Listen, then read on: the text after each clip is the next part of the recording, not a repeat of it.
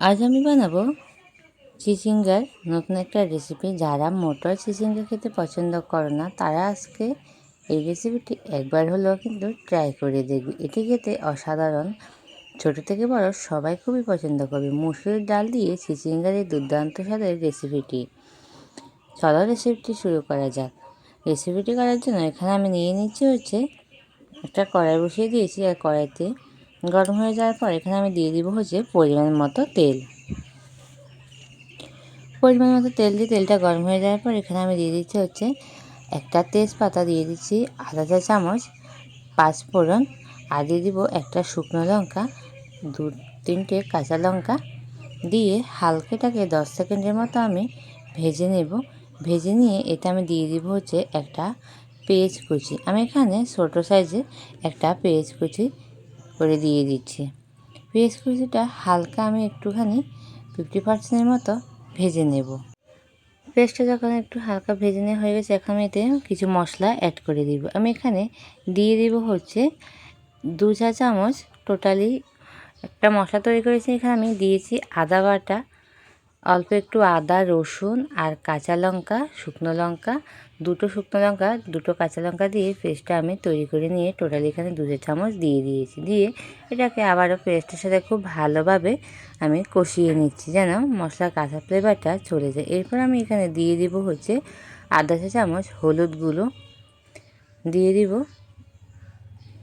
আধা চা চামচের চাইতে একটু বেশি লবণ, দিয়ে এটাকে আমি আবারও খুব ভালোভাবে নাড়াচাড়া করে কষিয়ে নিব 30 থেকে 40 সেকেন্ডের মতো। কষিয়ে নেওয়ার পরে এর মধ্যে আমি দিয়ে দিব কেটে রাখা চিচিঙ্গাগুলো, দিয়ে এটাকে আমি আবারও খুব ভালোভাবে নাড়াচাড়া করে কষিয়ে নিব 2 মিনিটের মতো। আমার চ্যানেলে যারা আজকে নতুন বন্ধু আছো, প্লিজ ভালো লাগলে আমার চ্যানেলটি সাবস্ক্রাইব করো, পাশে থাকা নোটিফিকেশনটি অবশ্যই অল করে দিবে, যেন আমি প্রতিদিন ভিডিও দিলে সবার আগে তোমাদের কাছে নোটিফিকেশান চলে যায়।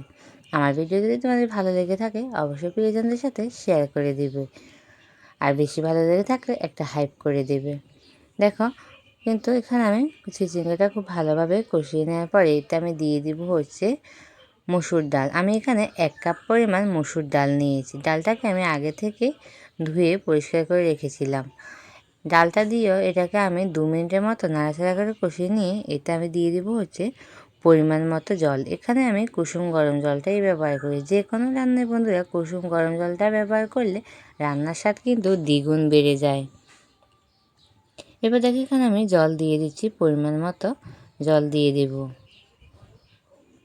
জলটা দিয়ে এটাকে কিন্তু আমি খুব ভালোভাবে সিদ্ধ করব। এটাকে কিন্তু বন্ধুরা আমি লো টু মিডিয়ামে রেখে রান্নাটা করে নিচ্ছি।